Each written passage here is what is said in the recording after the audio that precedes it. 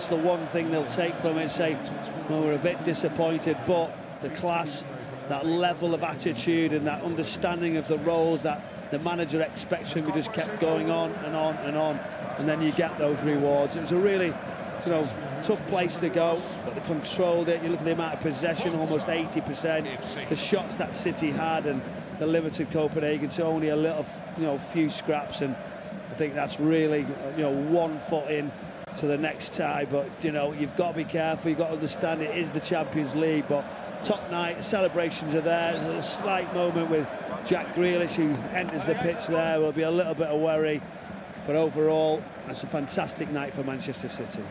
Well, they took the lead, made it 1-0. Kevin De Bruyne, an equaliser completely against the run of play from Maatsen on his debut, made it 1-1. Bernardo Silva right on half-time, 2-1. And Phil Foden right on full-time makes it 3-1.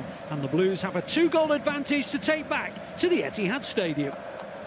Well, let's go back to the studio, where we can join Natalie.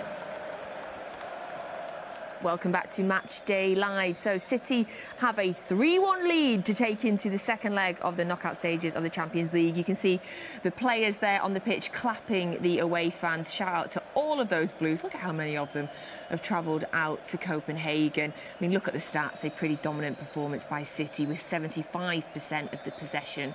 12 shots on target. Copenhagen with just that one, which was, of course, their goal in the first half from Maatsen. 26 total attempts from City. I mean, there was moments in that game where the goal was absolutely bombarded by City. Interesting stats there in terms of passing, similar to what we talked about at half-time, all coming from our defence. Ruben Diaz with the most passes in the game. 125. Look at that. So thank you for joining us again. Thank you to Alistair Mann and thank you to Michael Brown for the brilliant commentary of the game today. So Paul's here, Steph's still here, and Shaun is still here as well. So Shaun, overall, did you enjoy that? Yeah, pretty much did. Like Paul said in the first half, and and obviously commentary said, probably one of the best team performances away from home in the Champions League. They dominated the game from start to finish. They created chances, some on target. Of course, they scored their goals, but to see them that dominant away from home, you just have to say the game management and the job was professionally done. The late goal in the second half there by Phil Foden, Steph, feels really important. Like going into the home game, going into the second leg with that 2-goal cushion, it really feels like it takes a little bit of the pressure off. Yeah, definitely. I think that's what we were saying in the studio, was just that we just probably need another goal just so that we can bring them back to the Etihad. And with our unbelievable home record as well, it's going to be tough for Copenhagen to go and score 3 passes to get through the next round. But I think that was coming. It was just a matter of time, and we were really dominant throughout the whole game. There really was moments in that second half, particularly. I mean, in the first half as well, where the goal was bombarded. Like I almost can't believe we didn't score more goals, Paul. I know, but I think that was a just deserved getting the third goal there.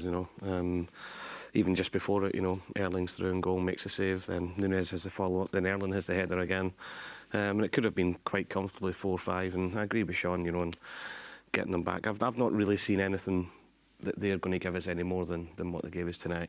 And I thought we were outstanding. Bernardo Silva, Phil getting his goal again, and the man KDB with another couple of assists. He's on a different level than everybody else, but what he does do, he brings everybody else, his teammates' levels, up to a different level as well, and he's going to talk about the third goal, but the assist, he doesn't even look for the assist for the third goal. He just knows that Phil's going to be in that position, and it was a great finish for Phil.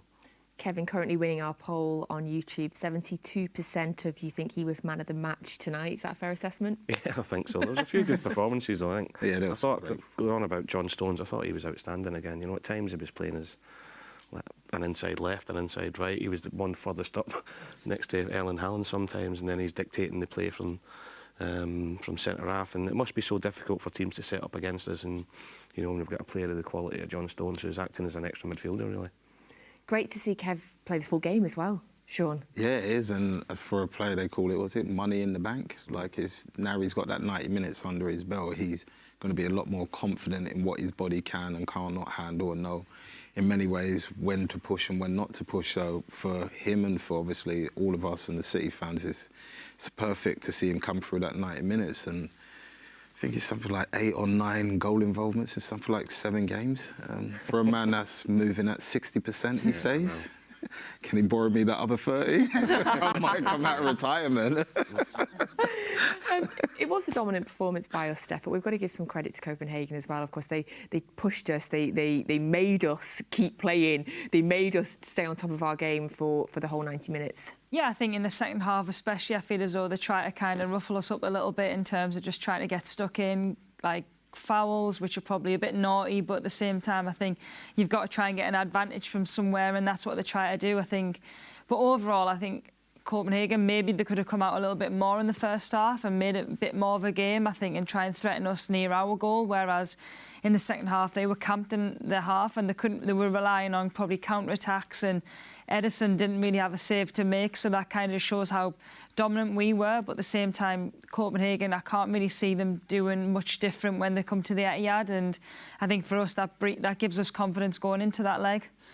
See, we're playing Tuesday. It could have been Wednesday, some of the games tomorrow. Yeah. The fact that we're playing on a Tuesday and the next game is not till Saturday, do you think that made any difference in the fact that Kevin was playing the whole game, a bit more recovery time? Or? Yeah, possibly, but you know, he only came off the bench on Saturday, and you know the way they work it now, they probably know who's going to get as many minutes as they want in the next few games coming up. So it's probably planned that Kevin was going to get 90 minutes tonight, but I think it will help the kick-off being 5:30 on Saturday because he's more time to recover now.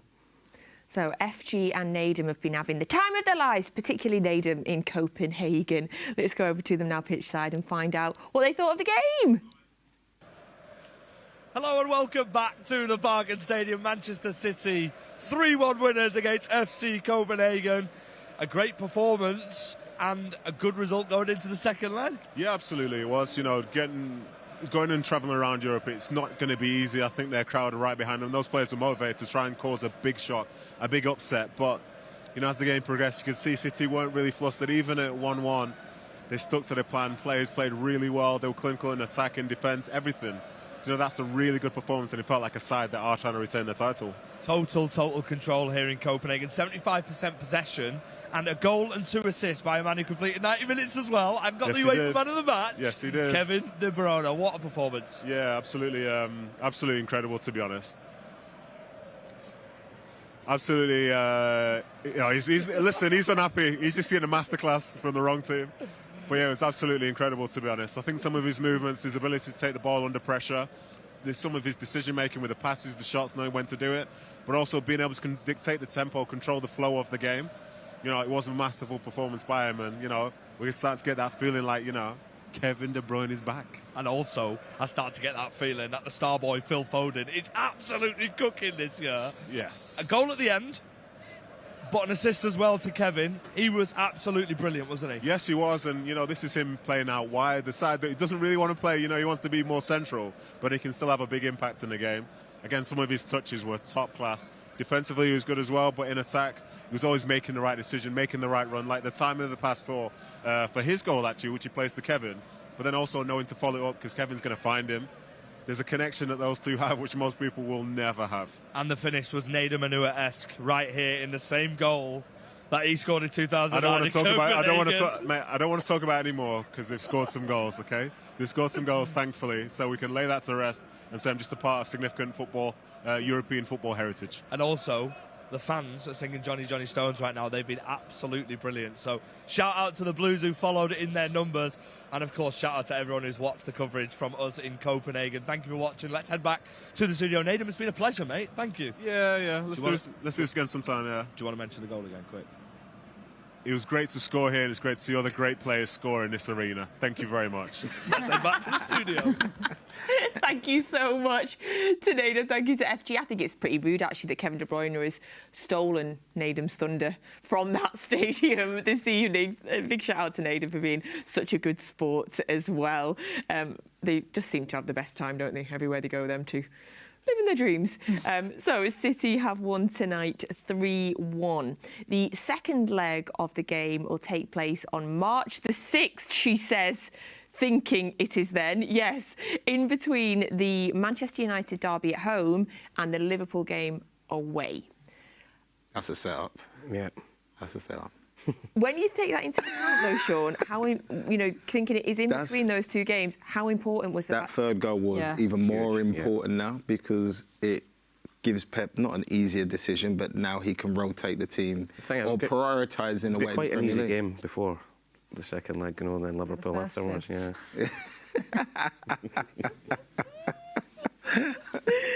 I mean, it's going to be a huge week. It is going to be a huge week of football. That, you know, to have Manchester United at home, as we, you know, we jest, but we know that the importance of winning a Manchester derby, then to have Liverpool the week after, which very much could be a game that goes towards deciding the title. Do you think that Pep would rest some players for this game? No, I don't think he will either. I don't know why I asked it. No, not at all. Obviously, that's what the players want, though, isn't it? Yeah. That they want, come March time, come March, April, the end of the season, that they want to play in these big games. And I genuinely believe that when City play more often than not, when they play Saturday, Tuesday, when they play 3 games a week, they're better rather than having that break in between because of the momentum we've got. Yeah. Yeah, I know. I thought it might be a good question, Steph, but I think they're right. I think maybe that the Copenhagen game back here, you might be like 1 or 2 changes, but I think he would probably them Man United and Liverpool game. It's your strongest team, and it's getting 90 minutes out of Kevin and Erling Haaland every single week now. And I think what Paul said in terms of when players are in that situation where everybody's like, oh my God, it's 3 big game weeks, they absolutely thrive off that. That's like literally game, recover. And that mindset is, especially if you win, it's like you want to play again, you want to play the next day because you're so confident. Yeah, I think as a fan as well, I love it. I love the excitement of those big weeks, and I mean that certainly will be a big week as well.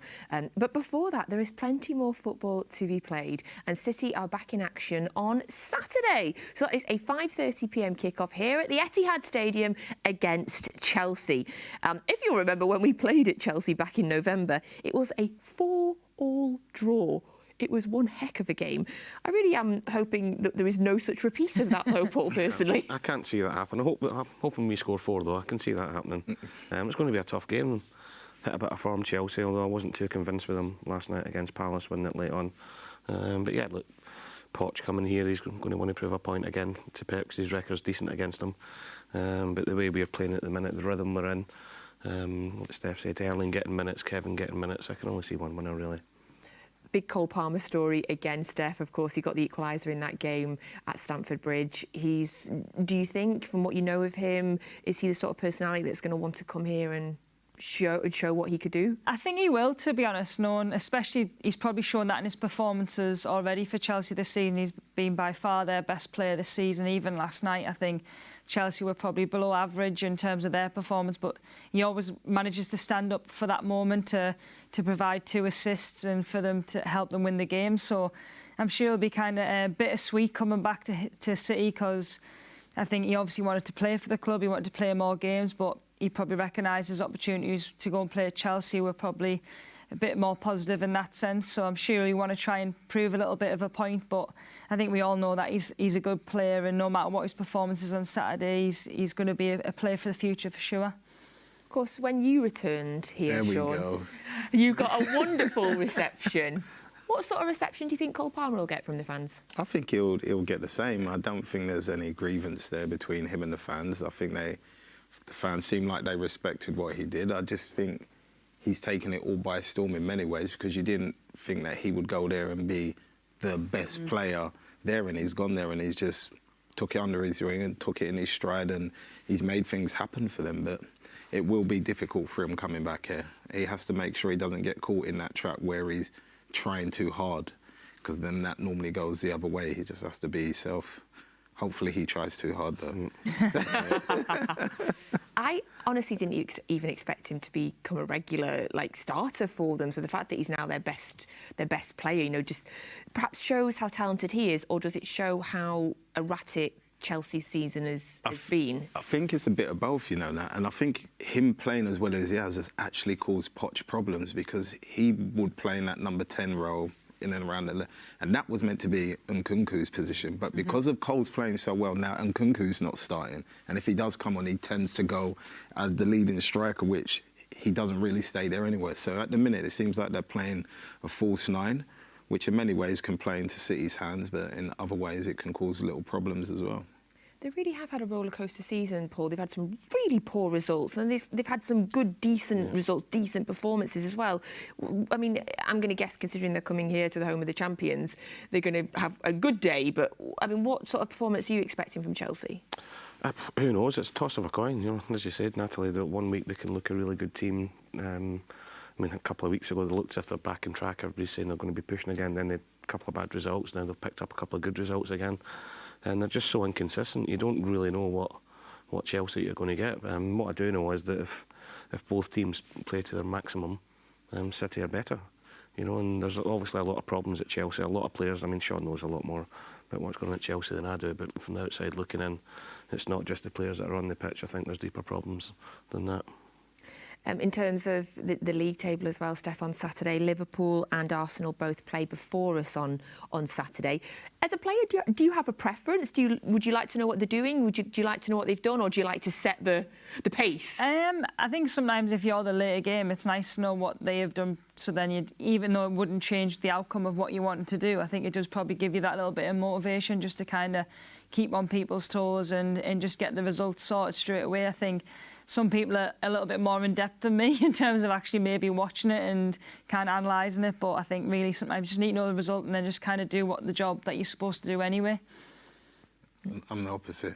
Oh, are you? You wouldn't want to know. I'd rather just play before them, get my result, and don't really care what they do, because then it doesn't matter. See, it wouldn't affect me. You've got a bit like Steph. You've got your game to play. You know that regardless of what's happened, whether you play first or play second, if you win your game, it keeps you in the position that you're in. Yeah, I like that. All different kind of varying opinions from everybody. You just like a Saturday 12:30 kick-off, don't you? No, I'm more 3 o'clock, to be honest. Yeah. Have a lie. You can't be eating pasta at 9 a.m. in the morning. I think as a fan, I prefer to set the pace. I prefer to play, win, and then go on then. Yeah, match me. I'm the same. Match it. Because then I think if Liverpool win and Arsenal win, then I'll be a little bit more nervy. A little, like, oh, we've got to match. But imagine how good they'll be when City win, won't they? They'll just enjoy an hour of being top of the league. Yeah, they're celebrating being top of the league, hoping that we are going to get beat, and then they go, they've done it again. OK, yes, I like that, Steph, very much. Yes, I like that. So, of course, I'm so easily persuaded, by the way. Matchday Live will, of course, be with you on Saturday from 4:25. Kel will be in the studio with Richard Dunn and with Nikki Weaver. Lovely. That'll be fun, eh? That'll be a cracking studio. That's a big old sofa, that is, right? Ali Mann and Andy Morrison are on commentary. Before that, though, we do have 2 games that you can watch on City Plus this week. If you're not already subscribed to City Plus, you need to get on there. You get 22, 23, something like live games so far, as well as all the incredible documentaries as well. So this week you can watch the FA Youth Cup versus Reading tomorrow.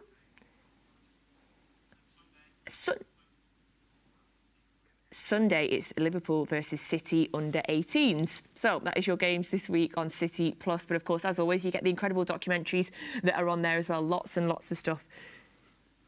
Error on the graphic. It's Saturday. It is Saturday, City versus Liverpool under 18s. Saturday. I did promise you 2 games before City take on Chelsea. And I promise I didn't lie to you. So thank you. Thank you so much for joining us on Matchday Live this evening. Big thank you, Paul. Go home, try and get some sleep. I will do tonight, yeah. I'll sleep well tonight, yeah. Steph, best of luck with the recovery. How do you any idea how long? Maybe a few more weeks, yeah. More weeks. And please send all of our best wishes to your team for Friday night. Massive game. Thank you. Massive game Friday night. Thanks, Shaun, for ordering the pizzas that never turned up. We appreciate No problem, you. that anytime. Go and get some food. £100 down the drain for our Shaun Wright-Phillips. We love him.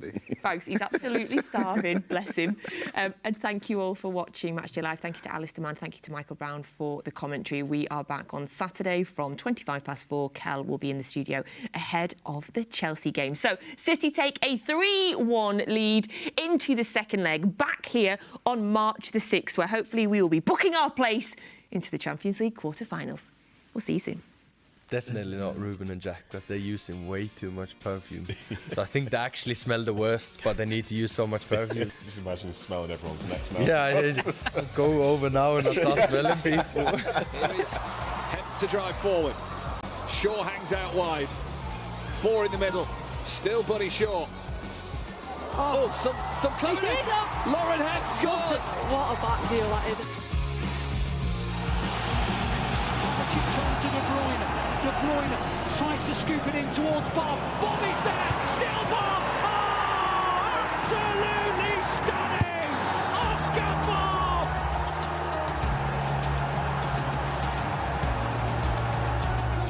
Opportunity here. Gavin looks to spread over to the right. He wants someone back towards the penalty spot, and that one is struck towards goal, and then some from Phil Foden. A powerful drive from Phil Foden makes it 4-1 to City.